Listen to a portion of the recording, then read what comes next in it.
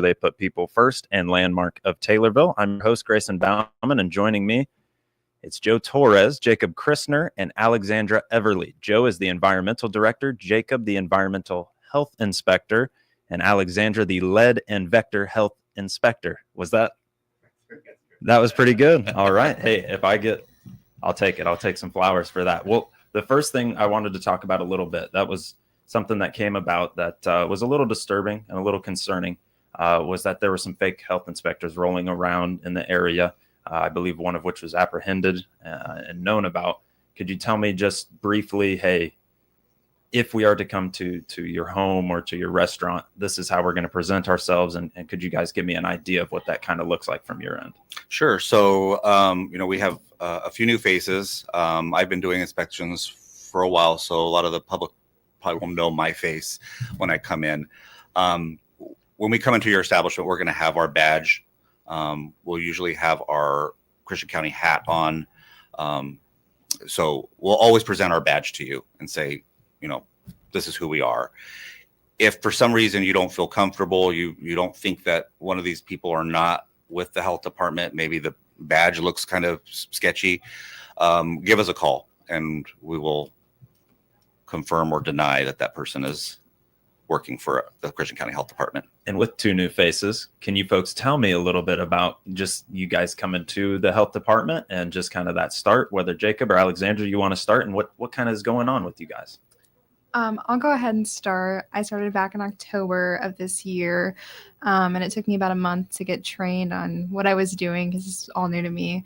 But for the first few months, I've been doing food inspections on my own now, and then actually next week I'll be attending SLU University to do my lead and vector trainings. Okay. And for you, Jacob? I'm a little newer. I just started in December. Still being trained. I'm still getting some of my training in on inspections, but I'm also going to be doing food inspections. Besides that, I'm also going to be doing anything related with water. So anytime someone installs a well or needs a septic system looked at, okay, I'll make sure it's environmentally friendly. And there you go. And so both are familiar with the area, though. Alexandra, you said you've been here for your whole life, and now it's just coming back and working in a new role. And Jacob, Shelbyville, you said, right? Yep, that's correct. So familiar with the area, but two new faces, and maybe remember them as if you see them coming at you. This is true Christian County Health Department, lead and vector health inspectors and environmental health inspectors, whatever the case may be for the both of them. So also, we do have, we're kind of working on profiles for us on our website. So the public can kind of pop up and see our faces to be kind of familiar with who we are. And I think that will be a key piece, because if I see you and I'm a little untrustworthy, and really I think you folks would probably be able to smooth some of that over, but and be able to go to the website and see your profile there. I think that would just be all the reassurance that you would need. So I think that's a great piece to add, and something new that's going on with your website involves food inspections. Can you folks take me through that? Yeah. So from when I first started, over the past couple of years, our reporting system has gone from handwriting. And then when Dr. Anderson started working, he transitioned into a PDF style Adobe version where we would type it. So it went from something that was, you couldn't read because some handwriting was very awful, to something that was very readable. And now we've teamed up with CDP, where our reporting is now done on an iPad. Once we've done the report, it's instantaneously done. It will be posted to our website for the public to view. So I think it's made the process a lot faster. So before we were doing our inspections, we'd have to go back to the office. We'd have to scan stuff in. We'd have to then transfer it and email it. And then it was just a nightmare. So it took up a lot of time. And now, Letsy's been doing it for a while. So now it's gone faster. Am I right? Yeah, it's pretty instantaneous, and it's a lot easier of a process for us. The new system itself cuts down a lot of our time, even at the establishment itself, because a lot of it is more user-friendly for us to work through. So are we talking things like, okay, here's 5 options, right? Do they pass, subpar, up to par. I don't know exactly what you're, but is it kind of a click option type of thing, and you go down a list? Is that kind of how that is going to work? Yeah. So it's that reporting. It's pretty much, it's still the FDA food code, that form. Okay. It's just into a mobile version. So instead of us having to type a bunch of stuff, there's a lot of the codes are already pre-programmed, so we don't have to type all the wording. It's faster. So I think, the other thing is that, the Board of Health has been really good about getting this stuff out, to be very transparent with the public, so that, if you're curious as to an establishment and what they're doing, that's posted for the public to see. It's public information, and we want the public to have that. Absolutely. For their safety. And whether or not you want to go to that restaurant, establishment, whatever the case may be. And so that's a very neat piece to it. With you just going into some training, Jacob, what can you say about how the process, and you just finishing training, Alexandra, what can you say about the process that's kind of helped you in the training, just the ease of it? Well, I can say I'm really lucky to come in at the time I did, because I've seen the old system. The old system had a lot of manual writing in of codes, and there's just a lot of information. So to keep consistency and to really learn the codes for the first time myself, I get it's more like a multiple choice rather than I fill in the blank. So it's naturally an easier system and helps us to communicate a lot better about things. Well, and with that being the case, I'm not going to speak to your guys' handwriting or anything like that, but I've seen some doctors and I've seen some others, and it can be difficult to read. And if I'm going and looking and I can't read anything, what help is it to me? So I can see how this streamlined process would help out a lot in that.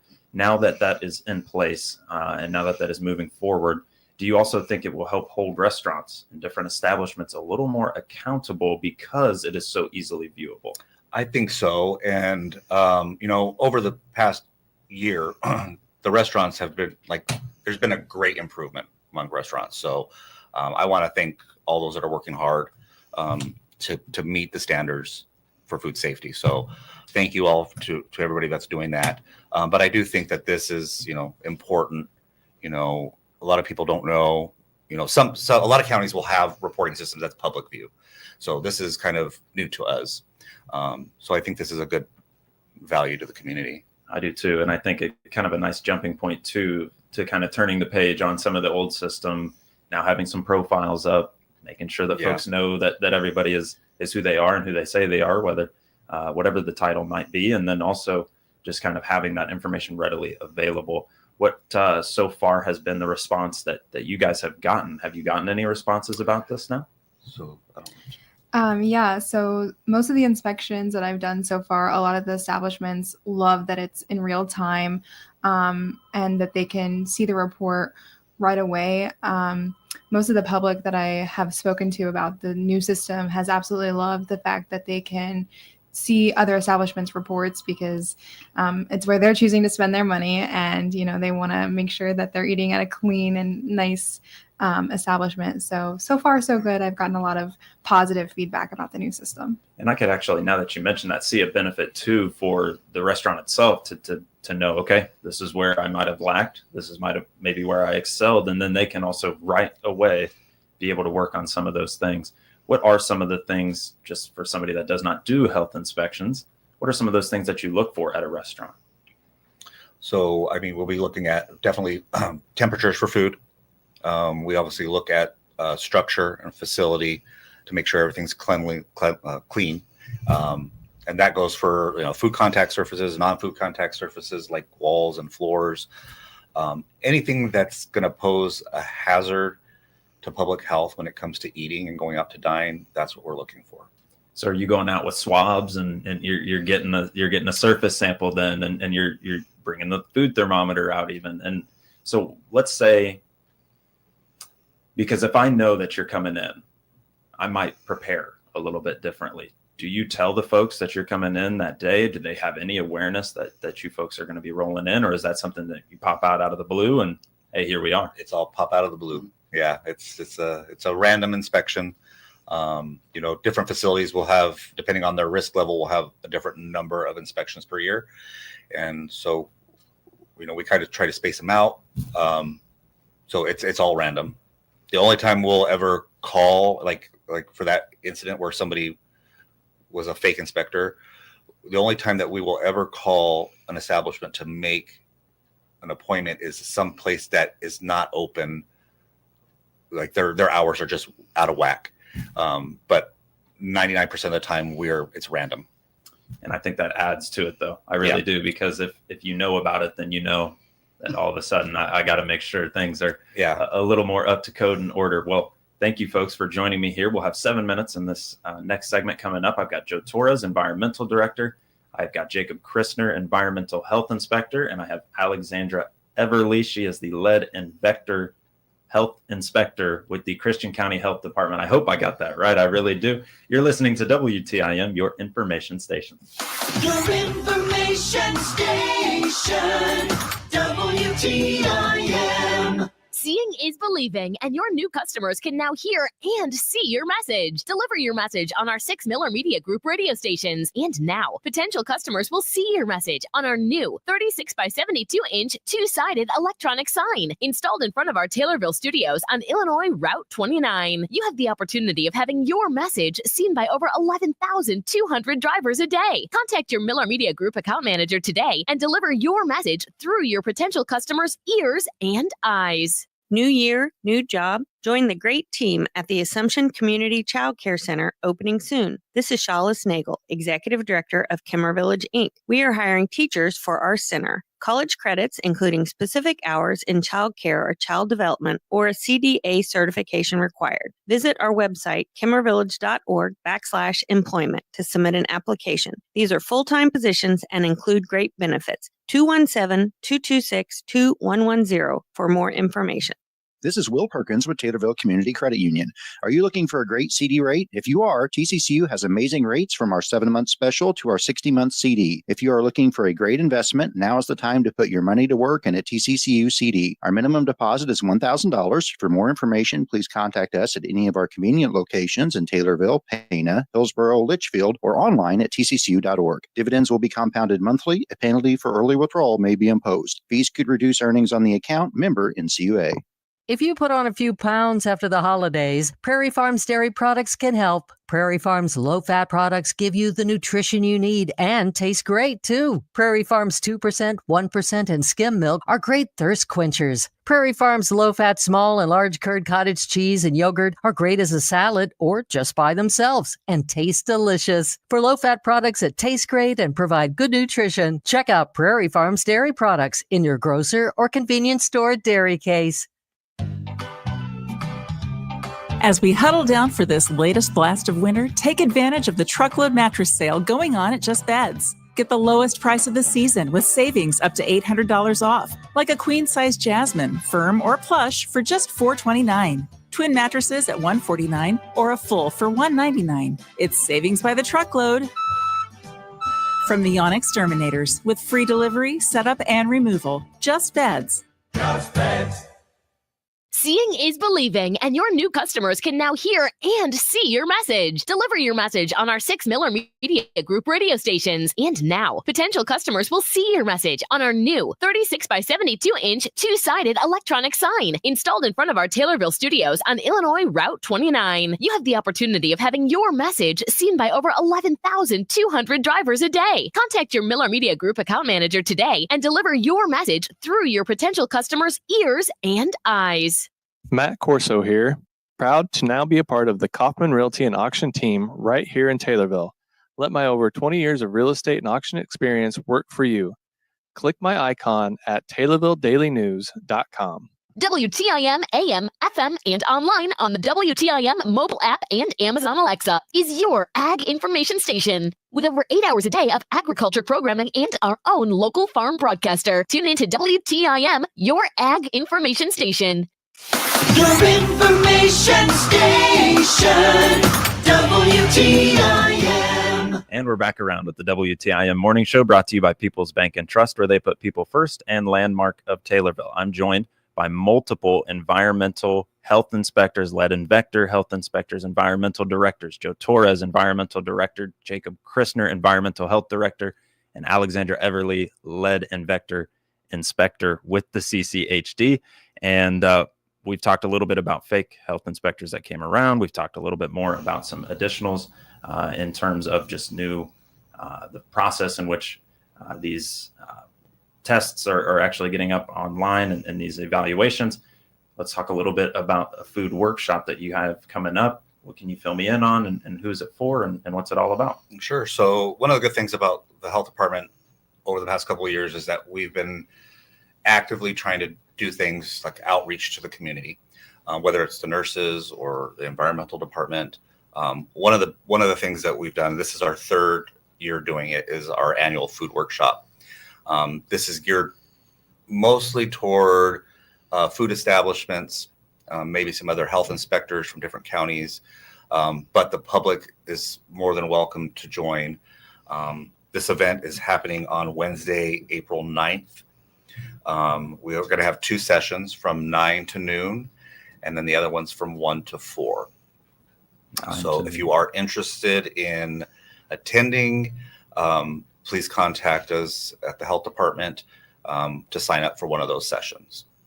The other good thing about attending this session, if you are a food establishment, high-risk establishments will get 3 inspections a year. If you attend this workshop and you're in good standing with the health department, we will waive your 3rd inspection for the year. So this is a good opportunity to not only try to see us less, but also to get some good information regarding public food safety. Just a quick question from me. So if there's 3 regularly for a high risk establishment, what about a low risk establishment? So low risk and medium risk will only get 1 inspection a year. They'll get 1 a year, 1 for low and 1 for medium. Correct. How do you make that distinction, or what kind of serves as the parameters for it? Well, the ordinance, obviously, but we also go off the food code and what's required from them. So, some of it is based on the regulatory authority, which is us, on how many times. So if you're an establishment that's not doing too well, there is a possibility that you will get more inspections a year. So there is that possibility. We want to make sure that food safety and people are not getting sick. So that's always an option for us. And now being able to view them online as soon as they are done in real time, knowing as the establishment that this was my grade, my score, this is what I'm looking at now. And also as somebody in the public that maybe wants to go to their favorite Mexican restaurant or wherever the case may be, and all of a sudden they go, I don't know if I love that. So I think that's a big piece to it. With 2 new faces, let's talk a little bit about said 2 new faces. Jacob, what got you interested in this whole deal? You told us you were from Shelbyville. Can you kind of take me along the path that's brought you to this seat right here? Well, I used to teach, and my background is in science. And when I came over and interviewed for this job, it really had a lot of parallels. Working for the health department is going to give me an opportunity to teach public health to people. When we're in restaurants, it's an opportunity to teach people the food code and where maybe identify areas that will make their food safer. I'll also be doing water systems though too, so it gives me a chance to get out in the field and take measurements and make sure all of the things about wells and septic systems are safe. Measurements of maybe we're trying to identify contaminants and seeing how they move through the soil. And if you want to get a well or a septic system installed, you would call us first and make sure that it's going to function properly before it all happens, and make sure it's up to code and all those things. So a unique transition for you, but you still get to involve science in your life and some of the things maybe that you were teaching in the classroom. Now you can continue to learn yourself out in the field. I love that. Yeah. And as somebody that grew up on a well, maybe could have used a tester or 2. Never had it, but that's okay. And for you, Alexandra, how did you come to do this? I know you said you're from the community, but how did this position really entice you? So after my master's program, I moved home from Massachusetts, and I saw the opportunity here, and it was something completely different than what I had originally gone to school for. But being back home, it was the perfect opportunity for me, and I kind of wanted to use that science background that I had gone to school for. So it was just a perfect opportunity for me that kind of fell into my lap, and I decided to just go for it and interview for it. So here I am.